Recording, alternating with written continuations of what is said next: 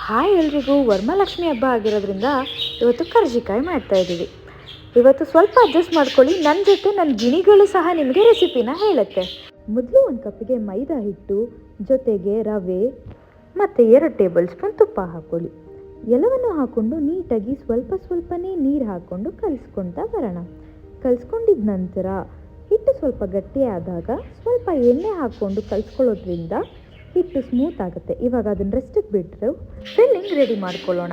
ಅದಕ್ಕೆ ಮೊದಲು ಕಡಲೆ ಬೀಜನ ಹುರ್ಕೊಬೇಕು. ಆ ನಂತರ ಕಡಲೆನ ಹುರ್ಕೊಂಡು ಎರಡನ್ನೂ ಸಹ ನೀಟಾಗಿ ಗ್ರೈಂಡ್ ಮಾಡ್ಕೊಬೇಕಾಗತ್ತೆ. ಈಗ ಗ್ರೈಂಡ್ ಮಾಡ್ಕೊಂಡಿದ ನಂತರ ಕಡಲೆ ಬೀಜ, ಕಡಲೆ ಹಿಟ್ಟು ಮತ್ತು ಕುಟ್ಟಿಟ್ಕೊಂಡಿರುವಂತಹ ಬೆಲ್ಲ ಮತ್ತು ತುರಿದಿಟ್ಕೊಂಡಿರುವಂತಹ ಕೊಬ್ಬರಿ ಎಲ್ಲವನ್ನು ಹಾಕ್ಕೊಂಡು ನೀಟಾಗಿ ಕಲಿಸ್ಕೊಬೇಕು. ಇವಾಗ ಫಿಲ್ಲಿಂಗ್ ರೆಡಿ.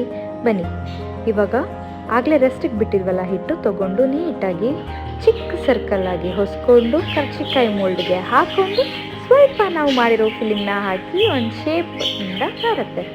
ಈಗ ನೋಡಿ, ಪಟ್ ಅಂತ ರೆಡಿ ಆಯಿತು ನಮ್ಮ ಡಿಲೀಷಿಯಸ್ ಆದ ಕರ್ಜಿಕಾಯಿ.